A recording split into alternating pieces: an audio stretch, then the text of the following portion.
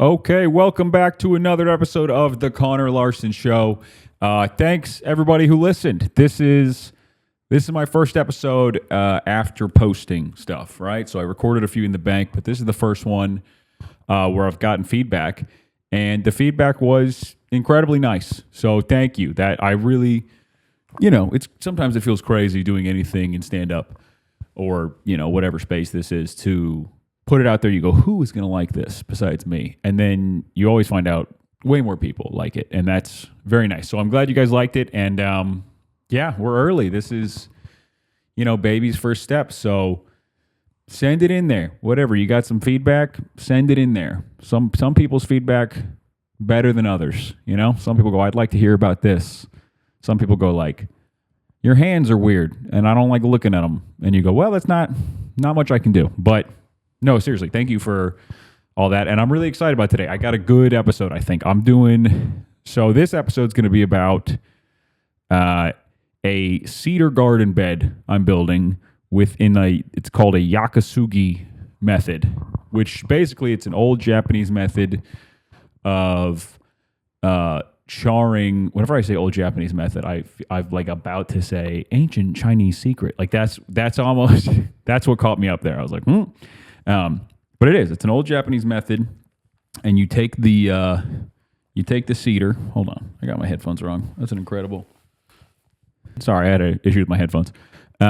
Where you take the flamethrower, in my instance, a roofing torch, and you burn up the cedar wood, and that makes it last a lot longer. It also makes it look beautiful, in my opinion, and it sort of led me on this crazy rabbit hole of yakisugi and all these other traditional methods to preserve things. And then I always have a soft spot for Japan. I love Japan. I think they have such they seem to have like an obsessive culture. When you look at them, there's like all the old stories about, a sushi chef, he'll work in a sushi restaurant for 20 years and they won't let him touch the rice till year 10. And I love stuff like that. That makes me so happy. Just the dedication and care. So this led me down a fun rabbit hole for that. So, all right, I'll start at the beginning. It's spring here in Nashville. It's very beautiful. And every spring I tell my wife, I go, I'm doing this for you. I pick a project, I do it, and then most of the time she's like, that's for you. And I go, no. I have decided this is for you, which is a great method. My dad used to do that all the time. He would do something he wanted to do, and then he'd come home and he'd tell my mom, he'd go, I did this for you. And she'd go, you bought a model airplane for me? And he'd go, yes, and I'm going to build it too. So you're welcome. It's a great idea. If you're married, try it out. But last year I built her a garden bed, and it was good, but we built it out of like just big box lumber from Home Depot, crappy stuff. And we can already tell it's going to be 2 to 3 years. We're going to have to get a new one. It's starting to rot and stuff. So this year I was like, all right, let me do this smart. And I went down this rabbit hole. I was looking at different ways to do it. I found this great video. It's a YouTube channel called Tending the Garden. And it's this like foreign Swedish guy, but he built a yakisugi bed. And I was like, I want to do that. So I did. I went to the lumber yard, and I got all the lumber, and then I charred it. I'll actually have a video for showing all this stuff. I'm going to make a video about how I built it. But you burn it, and then you let it sit for a day. It gets all this charcoal on it, and then you scrape it off, and then you wash it, and then dry it for a day or two, and then apply tung oil. That's where I'm at now. So the video will probably come out about a week after this, because I have to give it like 10 to 14 days for the tung oil. Tung oil sounds like a scary thing, like a pervert sells you, but that's not what it is. Tung oil is from the tung tree in China, and I guess it preserves the wood. It also makes it's very cool. I love the way the wood looks after you burn it, scrub off the charcoal, and then apply the tung oil. But yeah, so they do this forever, and it's funny. It's like it was a very cheap thing in the beginning. It's like all cool stuff. It was cheap, then it became trendy. People call it yakisugi in Japan. I guess people over here call it shusugiban, which is like a mistranslation.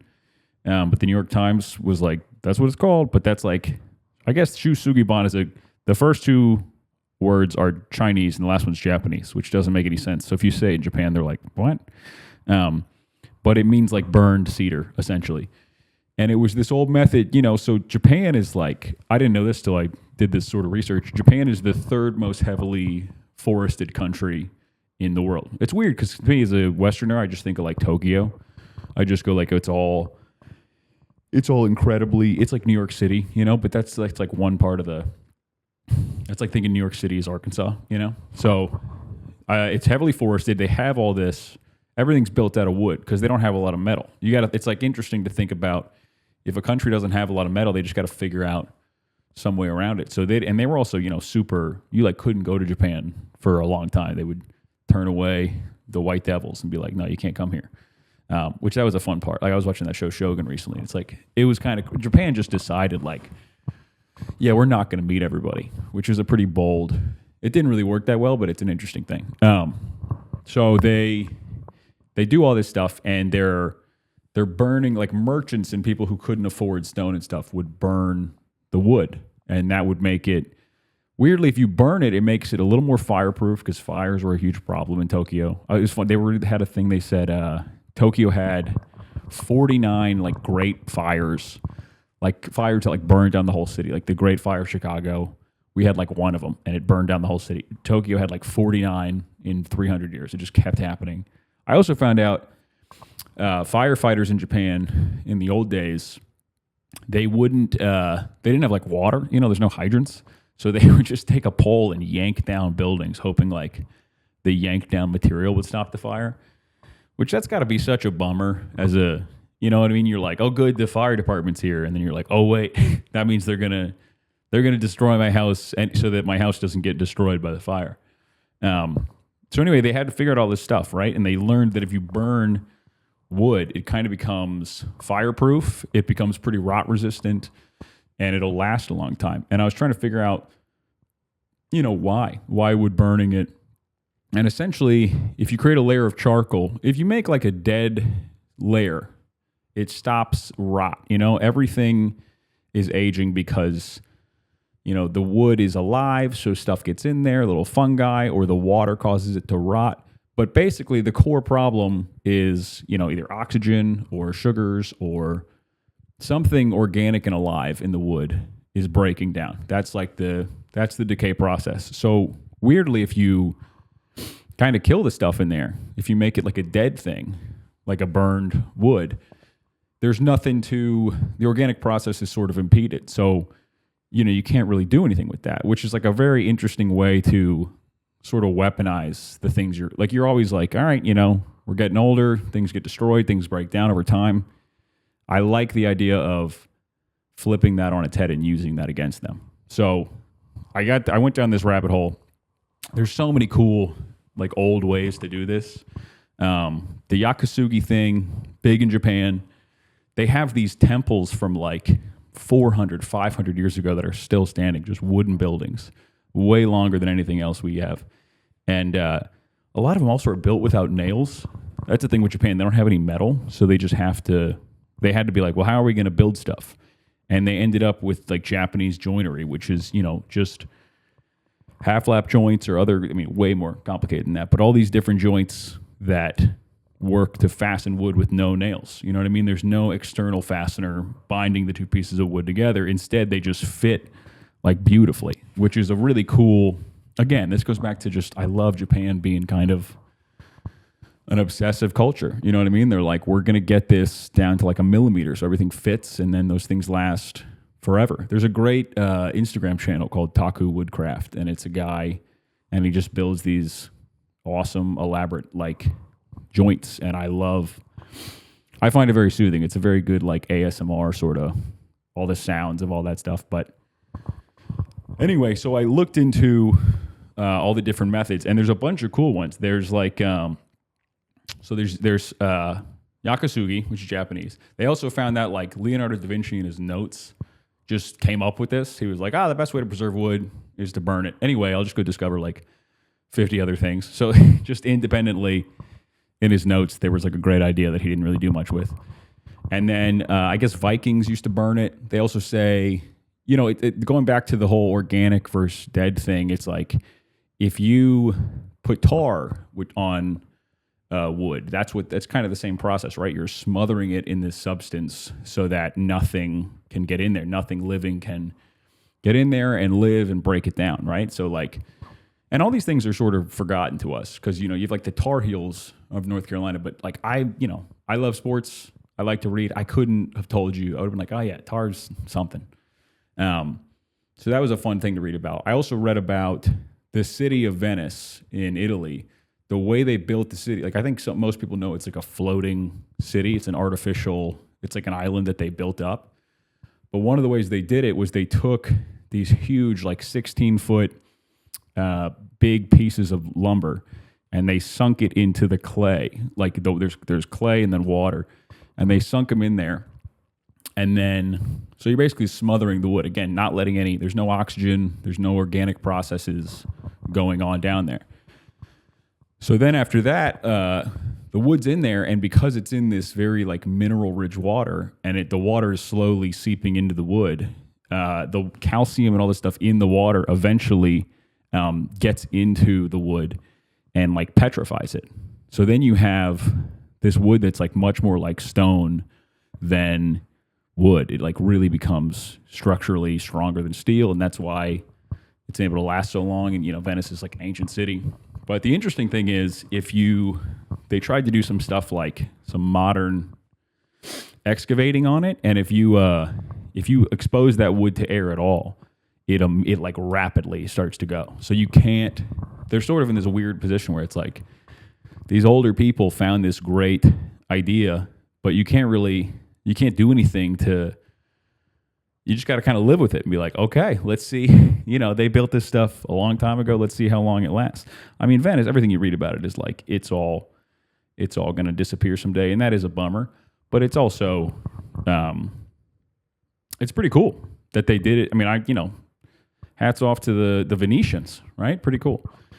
So I was reading about all these different old techniques for preserving stuff. One of the coolest ones I thought was there's a thing called the Tripitaka Koreana. I'm reading it off a thing. Koreana. That's probably not it, but that's whenever you read about other cultures and then you got to talk about it on a podcast, you go, no matter how I say this, no one's going to be like, is this guy a native speaker? Like that's whatever. So there's this cool thing. They also, the other thing I was going to say, they had bog oak, which I'd never heard of, but I love trees. Bog oak is when like a tree, like an oak tree, will fall into like a bog, like a gnarly swampy area, and again, no oxygen, nothing living in there, and so those trees will last forever. They say the tannins turn the wood like black and petrified, and then there's some trees they found in like peat bogs. Pete Boggs, great baseball player. No, there's some trees they found that are like the tree rings, like 7,000 years old. I mean, very cool stuff, but older than the pyramids. They found some. But anyway, the Tripitaka Koreana. It sounds like a great appetizer. That's not what it is. It is this book. It's like the best version of the Buddhist canon we have. I think it's 82,000 wooden blocks. This happened in Korea, hence the name, and it took them like 6 years just to preserve it. So I think this happened in the 1200s, and they carved all this stuff in, and then they soaked it in seawater for like 3 years. So like you got the salt attacking all the organic stuff, kind of killing the thing, and then they dried it for a while. Then they boiled it in seawater. Then they dried it for 3 more years. I love a 6 year, anything that takes 6 years to preserve. I love it.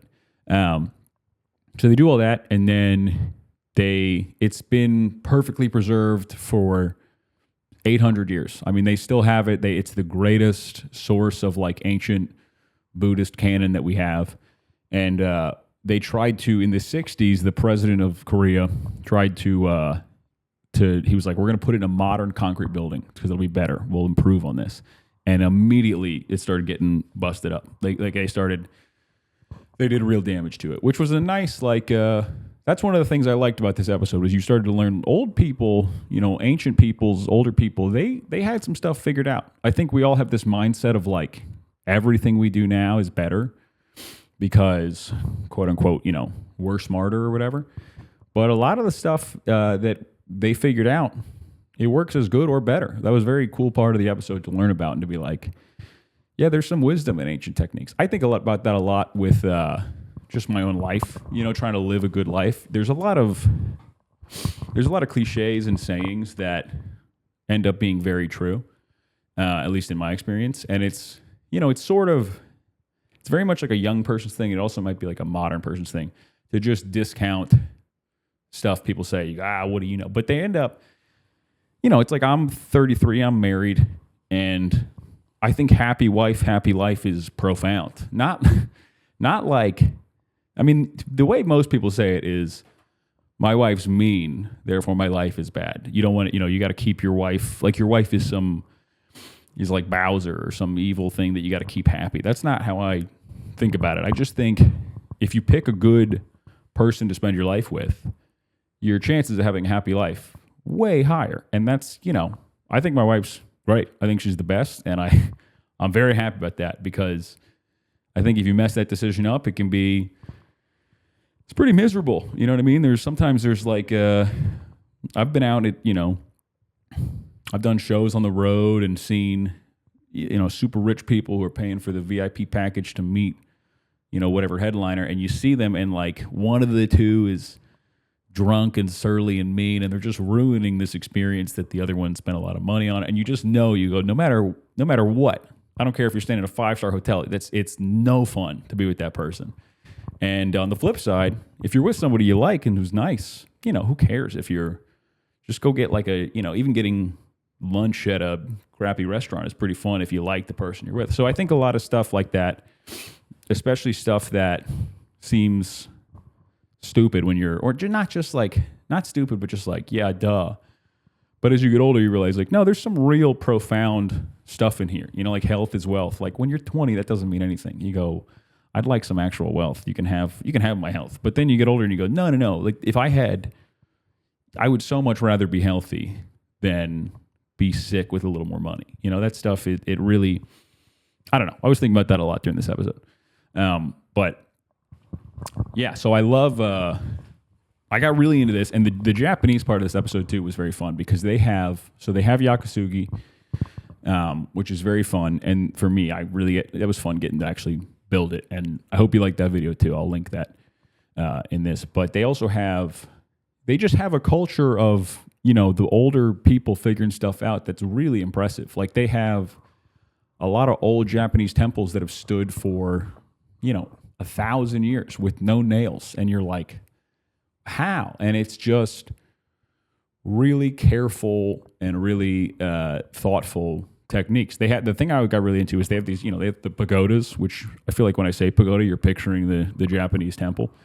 And a lot of those are really old, which is crazy because, Japan is sorry, I got something going on I got like a cough or something. Japan's a nation of earthquakes. You know what I mean? It's the Ring of Fire. It's that whole plate with all the earthquakes. They're all going around there. And so a lot of stuff has been knocked down forever, and they've changed the way they built. So a lot of the pagodas, they have a thing called a shinbashira. Again, not a flawless pronunciation, but whatever. When they build these things, they have all these beams that support the outer part of the pagoda, and then they have a big central beam that actually hangs off the ground. It doesn't bear any weight. And it's very confusing when you look at it, like, what's that for? And what it does is when an earthquake comes, everything sort of sways, and that central beam stops. Like when the things are swaying before they get too far, they go into the central beam, and that sort of diffuses the force. And so some of these temples have been around for, 1,000 years in a country that gets hit with earthquakes all the time. You think about America, we're 250 years old. There's some buildings that are 200, 300 years old, but they look like, they're about to go down. So to do that 2 or 3 times is crazy. And it was just such a fun, I'll try to put some photos in this episode. And if you're watching it, hopefully you like them. But there's so many cool. I don't know. I left this episode just being like, man, people really did some cool stuff in the back in the day that you just don't.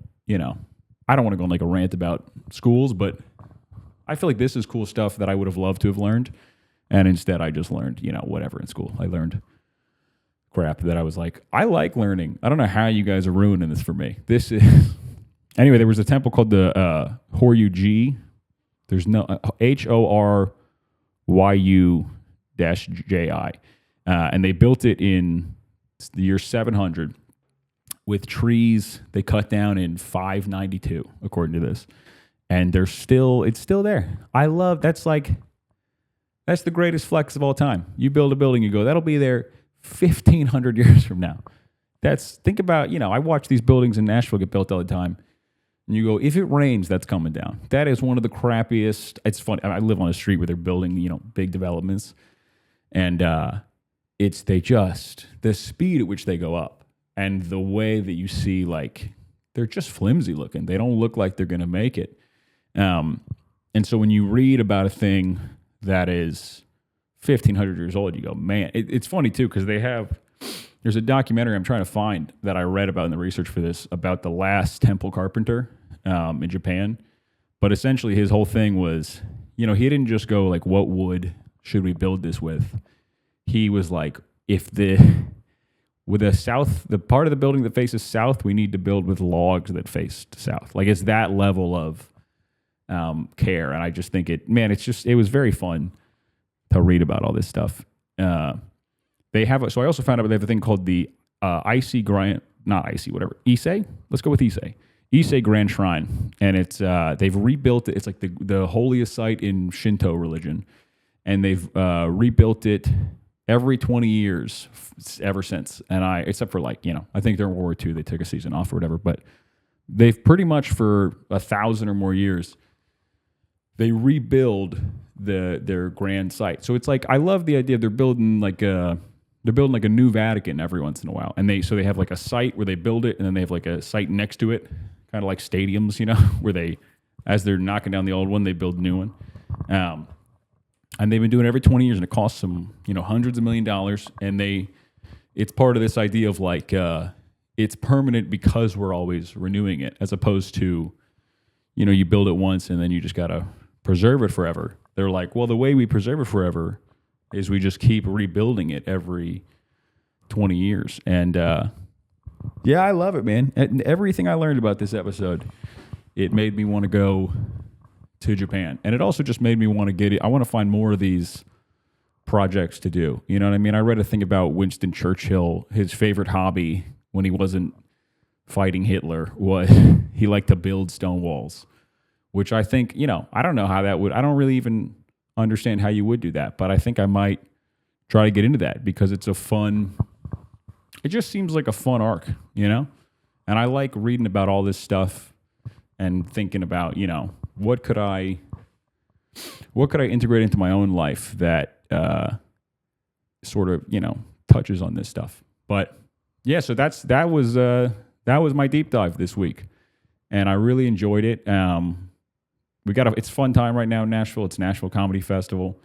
So I was doing shows for that. I did some shows with Emily Catalano, a very funny comic from LA, and then some of the showcase shows. And, this is always a fun time of year in Nashville. It kind of hustle and bustle, and the festival gets going. So it's been nice I do that, and then I get to go work in the garden. And man, it's fun. Like I'll tell you this, I didn't realize once spring is here, like it's on you. You gotta keep up. Everything you planted is very demanding. There's no like, hold on, give me a second. It's just, I think we planted a lot of stuff and we're trying to keep it all alive. And it's fun, man. You gotta like think of you have to come up with ways to deal with stuff. That's what I've realized. Like I have this problem. I don't know how to fix it, and then you figure it out, and that's very satisfying. It's what it reminds me of? Like when you play Zelda and there are puzzles, and you solve a puzzle.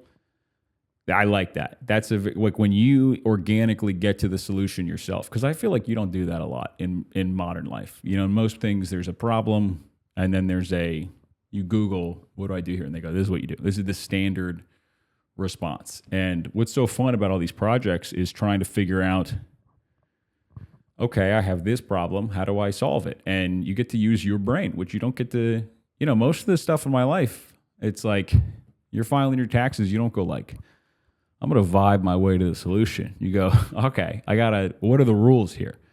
So you kind of get to be, that's a big thing. I never really was a handy guy until I got older. And being handy and trying to do stuff and trying to figure out these, not digital problems, but real physical problems, it's a lot more creative than I thought. And you get a lot more, I feel like guys who invented new types of screws are creative. They never get credit for that. Like people with tools, I think get painted as, blue collar, not creatives. But I know a lot of guys who, I've met people who do carpentry or do whatever that are way more creative than comics. A lot of comics are just narcissists. They just go, I like that they say my name and people clap. But a lot of this stuff, that's what kind of a thing I've noticed too that I really enjoy is when you're looking at construction or anything, carpentry, it all builds on itself. So there's these things people figure out and then it just gets kind of codified and becomes part of the language. And then that gets passed on and then it gets improved. And then, so, that's part of the reason I think if you're like not a handy person, there's such a big learning curve because you're like, well, what's a 6-penny nail? What is that? And then you learn, oh, okay, they called it this for that reason.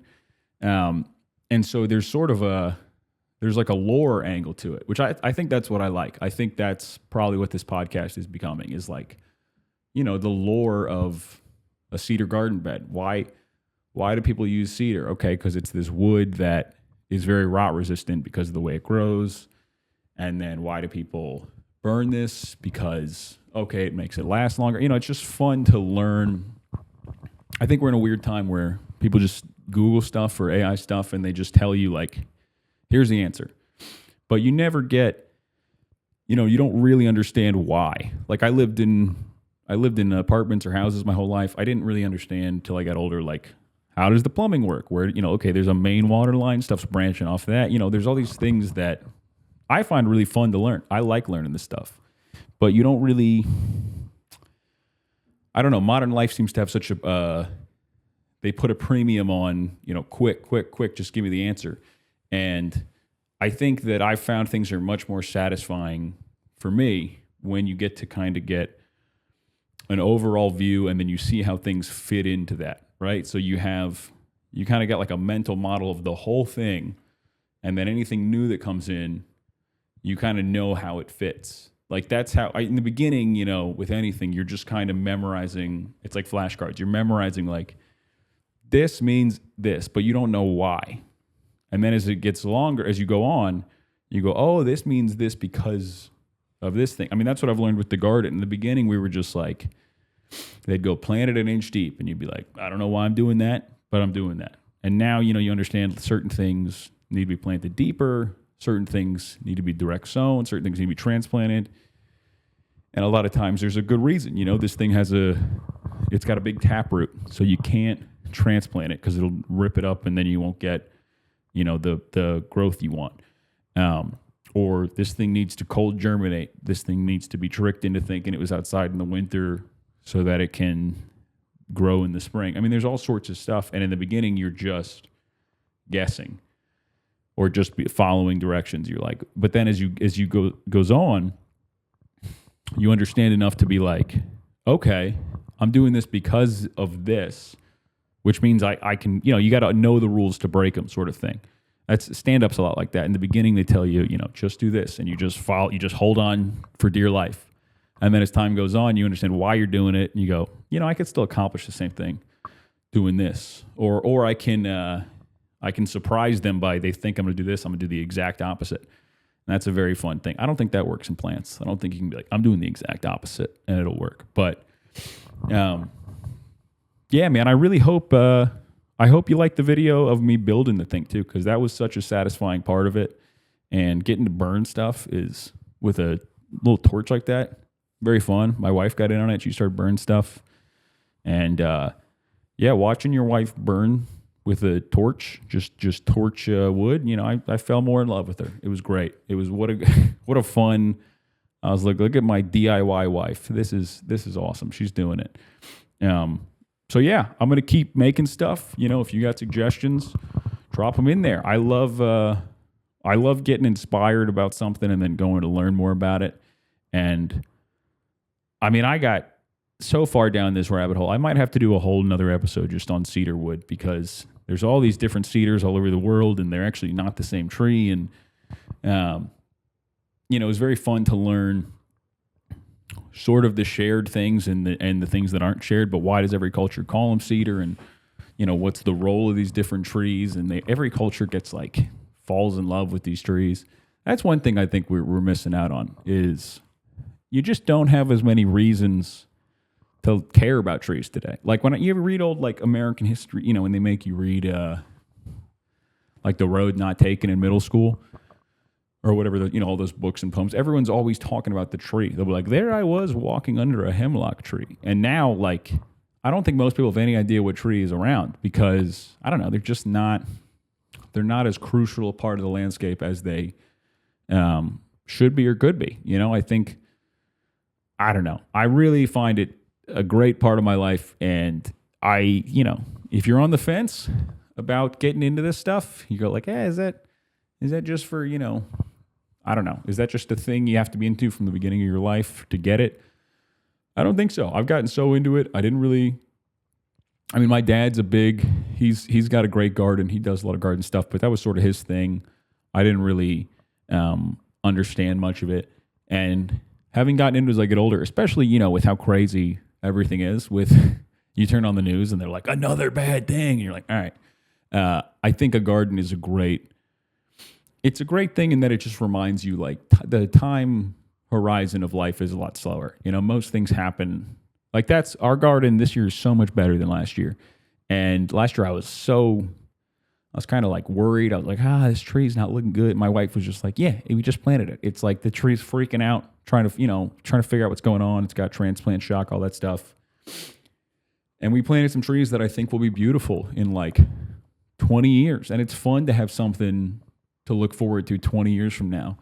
And when it's like the opposite of your phone. Your phone, you look at stuff and they're like, this is going to be a problem for you tomorrow. You know, there's a lot of, they make you try to make you panic. They try to make you feel like the walls are closing in and stuff's getting bad. And when you just go out there, you know, I know this is just a long way to basically say touch grass, but it's true. If you can find something that connects you to a slower, older part of life, I think it's great and it's a lot of fun. So, okay, I hope you liked this episode. I got all sorts of good stuff coming out. I'll have another episode of Dusty and Connor React with my buddy Dusty Slay coming out soon.